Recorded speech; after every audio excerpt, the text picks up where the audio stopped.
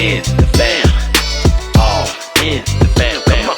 It's all in the fam.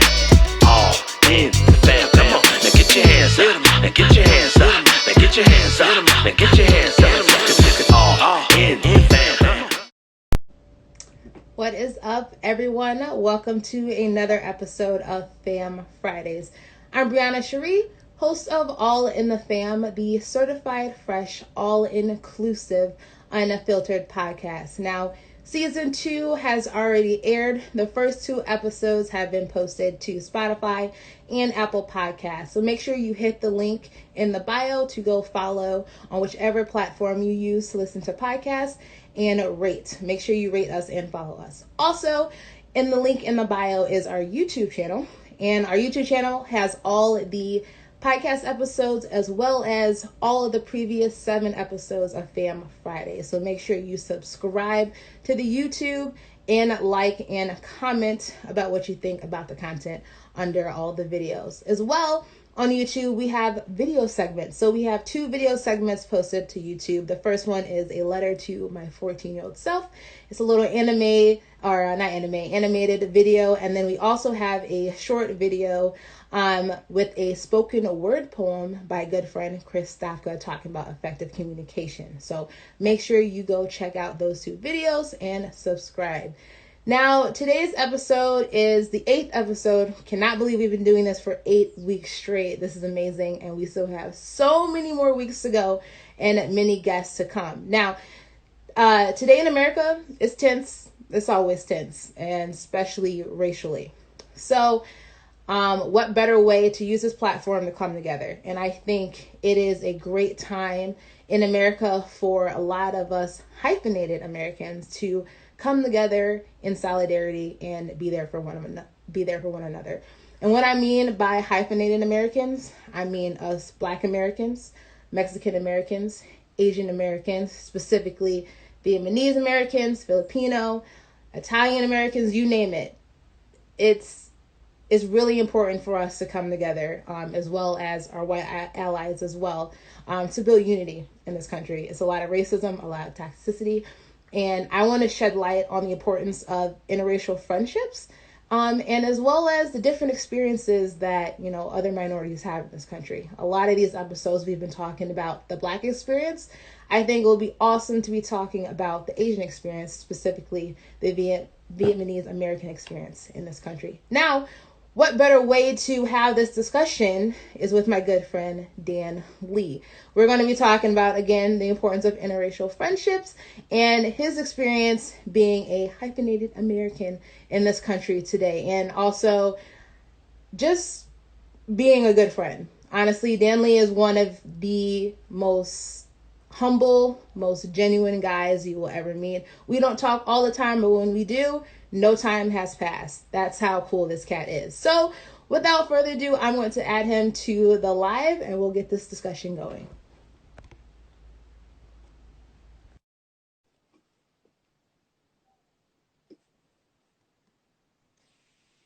Thanks What's for those up, Dan? kind words. What's up? Thanks for the How kind are words. you? Good. Not too bad. Not too bad. All right. So, Dan, for those who don't know, introduce yourself to the fam. Yeah, for those who don't know me, obviously, Dan Lee. Couple facts about me is most of my childhood, or actually up until my teenage years, I've been pronouncing my last name incorrectly. So it's not Dan Lee, it's Dan Lay. And there's a whole backside to it, but I won't go into it. Another fact is English is actually my second language. Most people don't know that.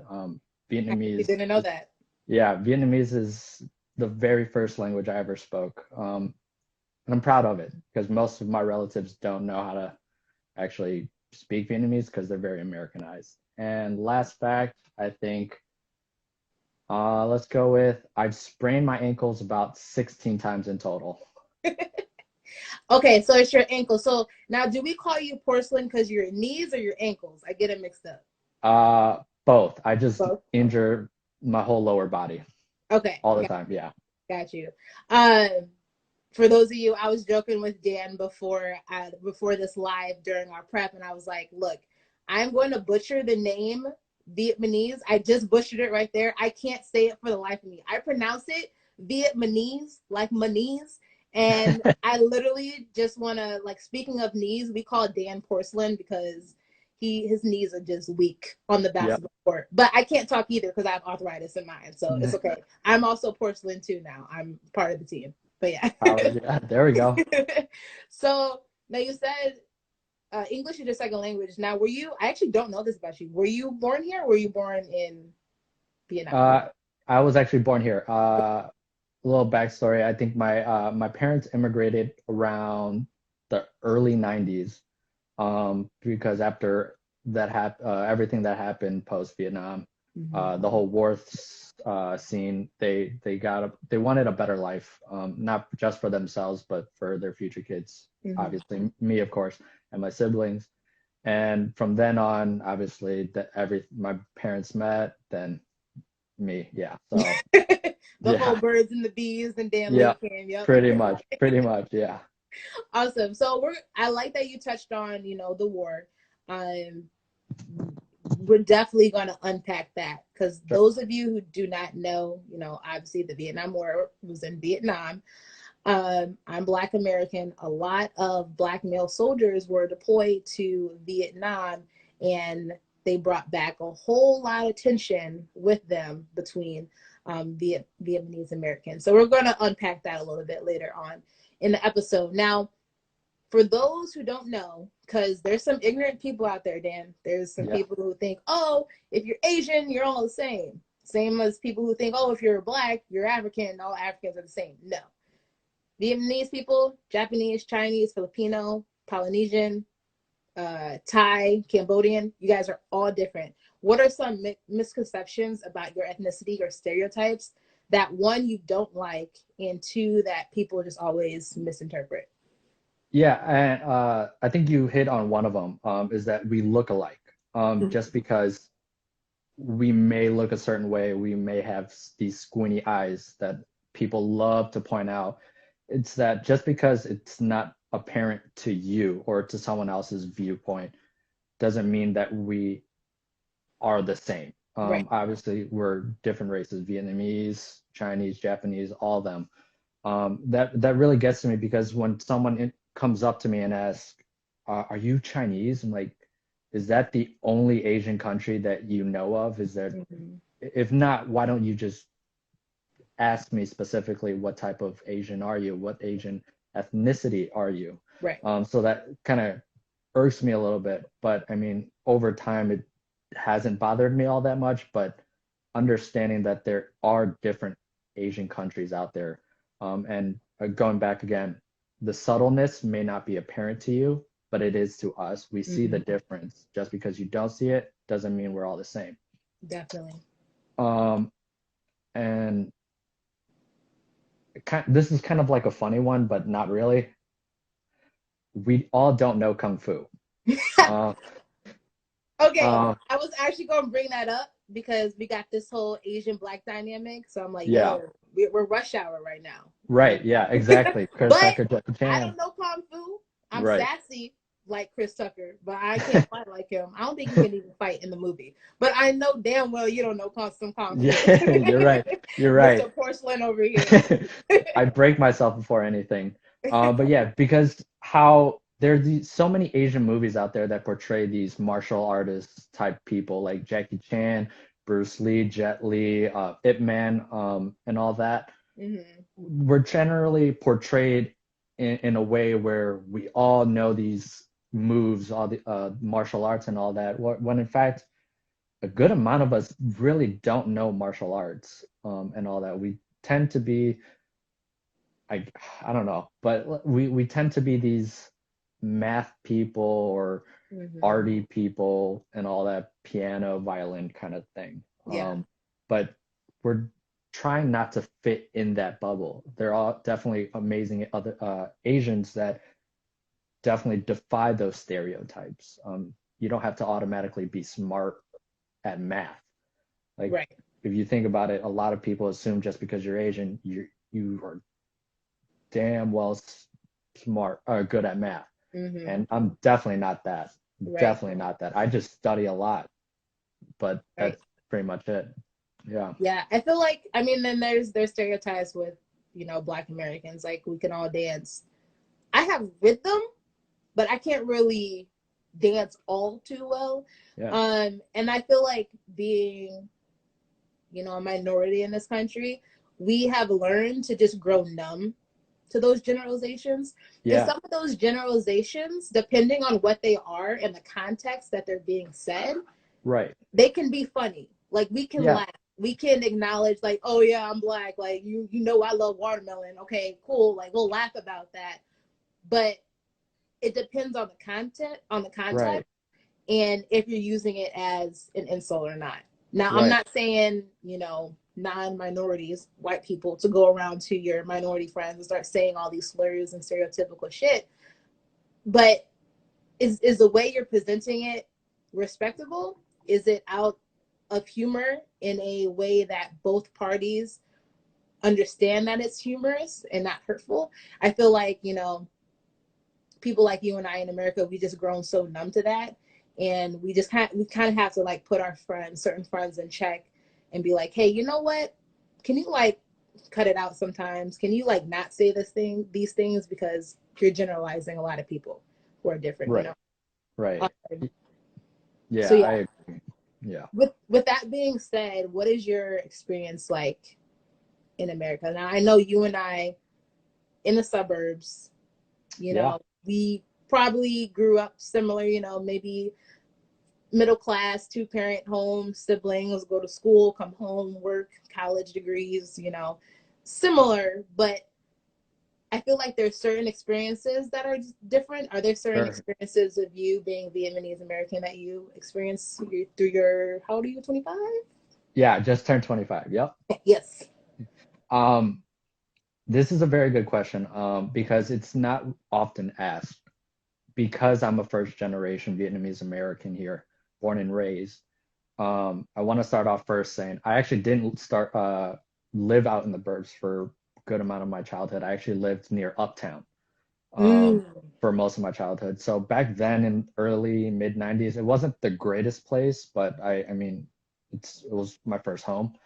Um, so it was rough. I mean, there was a lot of violence and all that. And it wasn't the greatest place to raise a kid, but my parents obviously did their best. right. But going back to the question, it it's confusing and hard. And what I mean by that, because since I'm technically American, but also born Vietnamese, it's hard to balance those two. In a certain aspect, if I'm with my Vietnamese group of friends, I'm too white, Mm-hmm. which I completely understand because I was born American in the US. But when I'm hanging out with my white friends, I'm too Asian. Mm-hmm. So it's kind of hard to find that balance, but because you kind of find yourself, well, who do I vibe with more? You know, do I vibe with US American people, or do I vibe more with Vietnamese people? And Mm-hmm. there's obviously in certain situations where I do vibe with one more than the other Right. because of certain similarities and upbringings. Code switching. Um, right, yeah.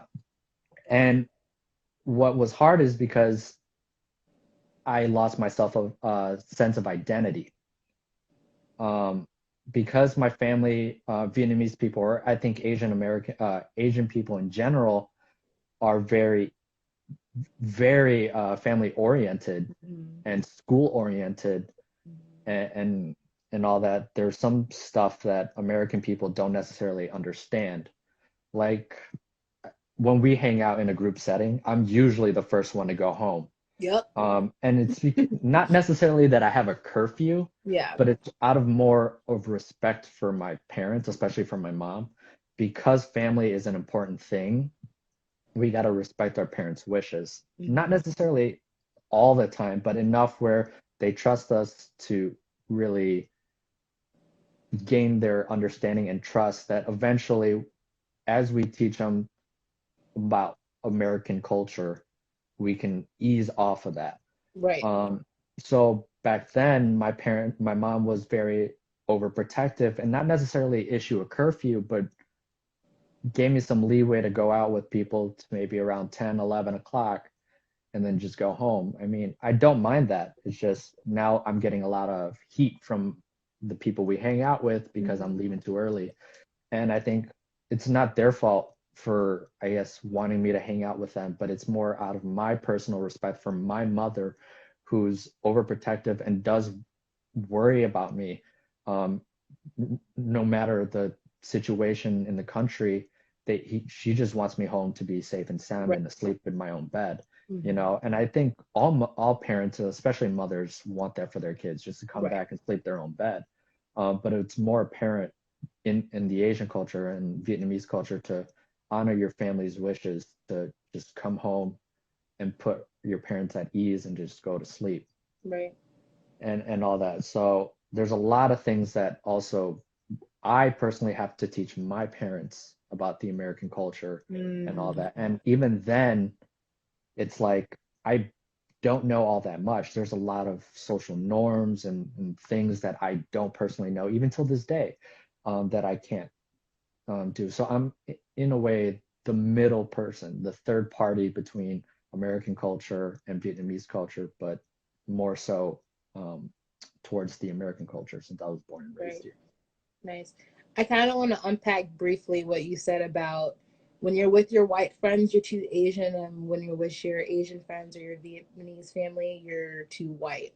Yeah. And that's the one thing I love about having interracial friendships is though we're all so different, there's actually a lot of similarities. And I got that all the time. Growing up, I was called an Oreo.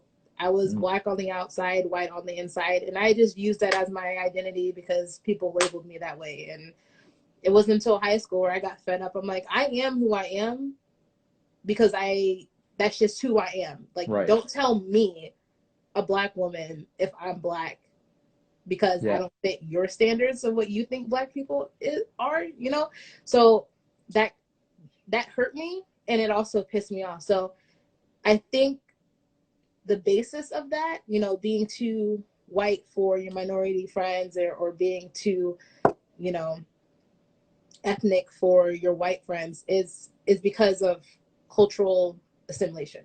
Yeah.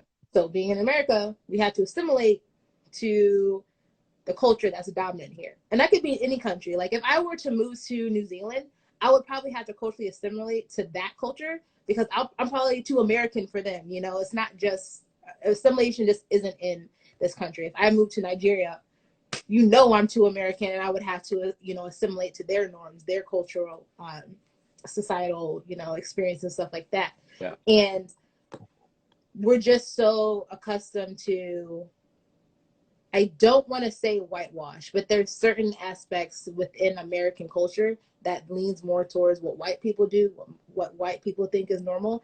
And that's why I kind of fought with my identity. Like, who am I? Right. Like, Yeah. can I say I'm a black woman, but live in DuPage County? Like, is that okay? Like, but now that I'm older, I'm black and I'm proud. Y'all probably sick of me being all black and proud, but it took maturity and it took me to finally be around more people who look like me, who have the same cultural experiences and ideologies as me to realize, oh, wait, I can still be an American, but still hone the fact that I'm black and I'm proud. And I'm sure you feel the same way. Like you have all these interracial friendships and, you have these white friends, but you also, I'm not sure how comfortable you are, with your Vietnamese pride or something, but Yeah. at least you have a community to go back to call home, Right. and there's definitely both best of both worlds. And like my advice to minorities, you don't have to pick and choose. You can literally be the same person in both spheres. Yeah. Yeah. Yeah. Definitely. I mean, there's going to be code switching, and that's inevitable. There's Yeah. always going to be code switching. Yeah.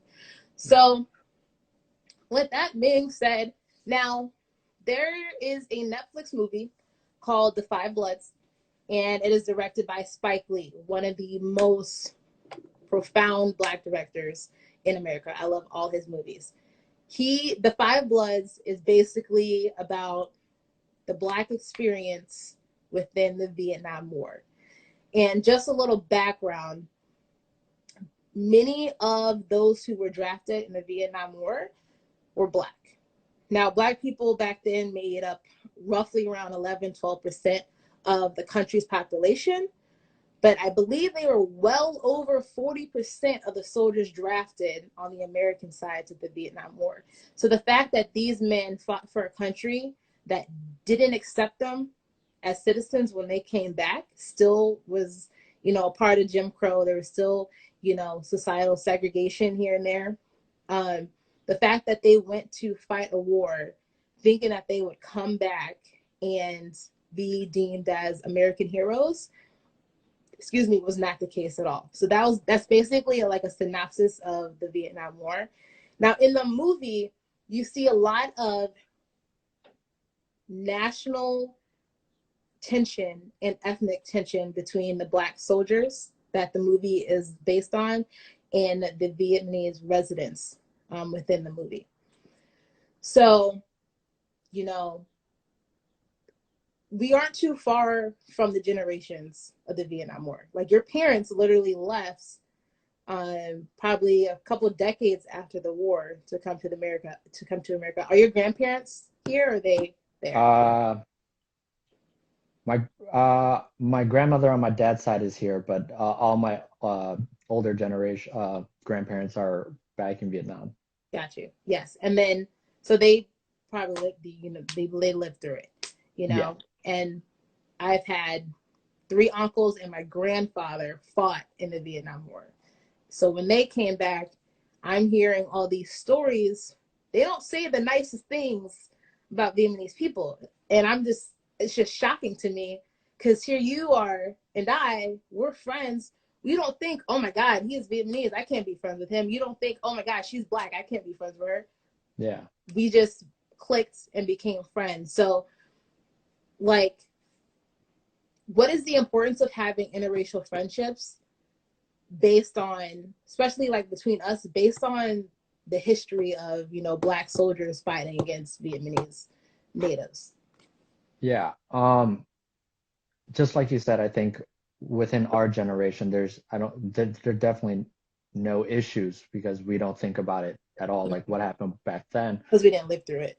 Right. But in terms of the Vietnam War and everything after that, I'm not quite sure, to be honest, about the whole tension between it. I think what really got me is that a lot of things were being portrayed through media. I think also in the movie, not to give a huge spoiler, but there was this one lady who was talking about who were talking, I guess, directly to these 5 GIs about how they're fighting 2 wars practically, one here in Vietnam, but The also narrator, right. who was actually a real person, by the way. She's based Yeah, off a real person. yeah. And it was very interesting because you also have a clip of Muhammad Ali from way back when saying no Vietnamese people have insulted or killed person of color, like, or I think someone said an N-word or something along Yeah. that line. So it was just like, okay, well, we're not trying to start any beef with anybody. But I think what really started to build that tension was that the media started portraying Blacks or African Americans in a specific color or in a specific narrative where they were always generalized as people of violence or in specific gangs. And generalizing people in that sense is, I think, terrible. Like, I don't think anybody should ever do that based on someone's skin color. Right. So because of that narrative that was always portrayed in the media even in movies, even till this day, they're sometimes portrayed in a certain way. Because of that gave a negative light to some of my older generations because, well, if that's how they're portrayed, we kind of have to steer clear from them, Right. I mean, also the war itself, natives of Vietnam who experienced the war, they saw American soldiers and specifically Black American soldiers. So when they, when they come to America, it's like, oh my gosh, they just images of the war will come up. Right. I actually had a conversation with an elderly Vietnam woman who lived in Vietnam when I was volunteering a couple months ago, and she was explaining how she had to literally teach herself not to be racist towards Black people because of what she saw in the war. And it's Yeah. just tragic that, one, that there was a war to begin with, but two, that she's old now, and it took her decades to finally Yeah. realize, oh, wait a minute, not all Black people are bad. And I feel like, as you and I, it's important to teach our elders, look, we're a different generation. It's so important to learn Right. from other cultures. Right. Right. And it goes back to what I said about generalizing. Even till this day, my parents have quite an issue about it. So I'm waking them up, Mm-hmm. per se. So it's just the whole generalization of it all, and because of the Vietnam War and everything that they've seen is just painted in such a negative color, Right. and all that. So just wanted to add point to that as well. Got you. Now, what are some of the best attributes of being friends with somebody who is different from you? Not only ethnicity, but in any other way. It could be different religion, different, sexuality, different political views. Like, what are the benefits of actually having conversations with people and developing a friendship, or at least an acquaintance, being acquaintance of each other? Like, what are some benefits that you can think of? Yeah, just like how I was born in pretty much two different cultures, the benefit, or I guess the greatest thing I feel with having a person of a different color or a different culture is that in and of itself, you learn about different traditions that people have. Mm-hmm. Like right behind me, it's this outfit we would generally wear for the Lunar New Year. Most people know it as um, Chinese New Year, but it's a whole Asian thing. It's pretty much, we call it the Lunar New Year because we go off the the moon and Mm-hmm. all that. Also the food. The food is fantastic. As what Like, David said. yeah, David, I saw He's that. always thinking Thanks, about David. food. Because I don't know if you've had Vietnamese food before, Yes. but you have that I've bowl of, been to Uptown. There's there great you go. restaurants up there. Yeah, you have your bowl of pho, Mm-hmm. um, and people say pho or pho. It's just Yeah. like, oh, I want to correct you so bad, but I know because you don't speak the That's language, why I let you say you it, because I knew I you was going to butcher it. you can't enunciate it correctly. And I'm definitely willing to teach people how to enunciate and all that. And Mm-hmm. this thing called is called an ao dai. Pretty much, Yeah, I can't say yeah. that. I'll learn. And I'll learn. I'll learn. um, going back to the holiday, it's called Tet, and all that. So we celebrate the Lunar New Year. We have a huge feast and all that. There's a huge tradition too. And in terms of wedding, you have your typical white dress. In America, you just wear the bride picks out a beautiful white dress. Mm-hmm. But here in the Vietnamese culture, we just don't have not just the white dress, but we also have a typical áo dài as well, to Right. go with it. So there's a lot of different things that you can pick and choose from different cultures to really connect each other. Music would be one of them for sure. Mm-hmm. Food and music, I think, is one of the greatest connectors for other people to get to know each other and really break down those walls that you typically don't get to break during just like a 30-minute conversation because you don't get to Definitely. know the person. Definitely. So for me personally, I want to sit down with someone, get to know who they are, what traditions, what they believe in, and get an understanding of how they grew up and their perspective on life as well from their eyes. So I think the benefit, like there's so many things that we can benefit from each other and all that. Oh yeah, definitely. Interracial friendships, it broadens your worldview. It broadens your Definitely. worldview. You get better perspectives, on situations, on, historical context, and it just makes you a more well-rounded person internally and externally as well. Yeah. But I do want to say that, those of us who have friends different cultures, we need to make sure we don't culturally appropriate. Like, it's one thing to show respect for a certain culture's traditions, Sure. Yeah. and things like that, and societal norms within that culture, but to take it and to use it as your own for your own glorification, that's not cool. Sure. Uh, Yeah. as well as, don't become friends with somebody who's of a different culture just so you can say you have a friend of that different culture. Like, you Right. never want to be friends with somebody and coin them as a token, because that just devalues their being, first of all, and second of Sure. all, it be friends with somebody for the content of their character, as Martin Luther King says, but also don't be colorblind, because if you're colorblind, you're not going to get all of the good from learning about their culture. So that's just like my advice for people who are in, interracial friendships or even relationships. It's more about learning from each other and gaining all these different experiences, but don't do it in a selfish way to appropriate or to make that person a token.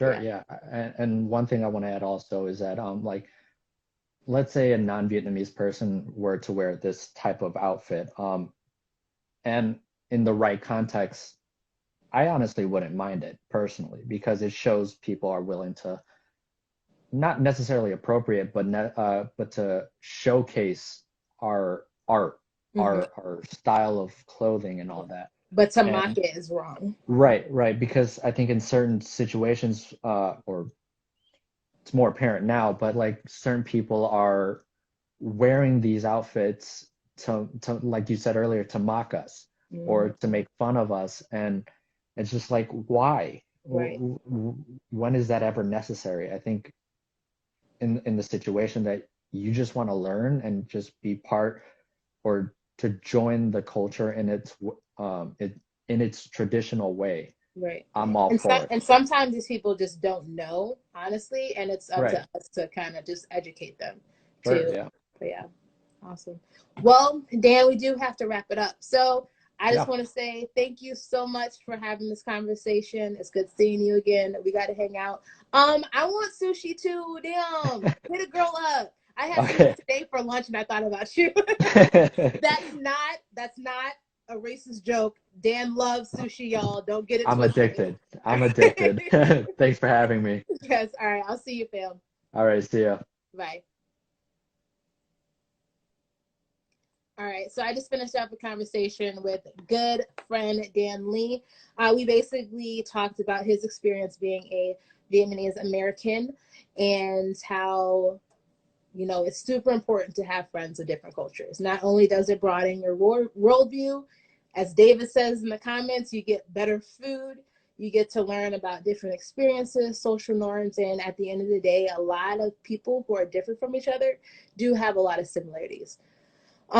We also talked about the racial tension between previous generations, or older generations, I should say, between Black Americans and Vietnamese natives and Vietnamese Americans post-Vietnam War. He mentioned that his family immigrated here from Vietnam right a couple of decades after the war. And I mentioned that I've had uncles and my grandfather fought in the Vietnam War.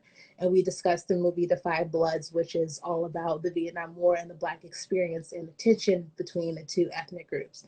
So you can catch this episode on YouTube. We're going to post it as soon as I'm done talking here. So make sure you go to YouTube. The link is in the bio. All previous episodes of Fam Friday, as well as the podcast episodes and the video segments, are up. So make sure you go subscribe, like, and comment. And season 2 is in full effect for the podcast. So make sure you go and follow and rate on either Spotify or Apple Podcasts, whichever platform you use to listen to music and podcasts. I am Brianna Cherie, host of All in the Fam, the certified fresh, all-inclusive, unfiltered podcast. I'm about to go to bed because I'm tired. I'm signing off. Bye, y'all.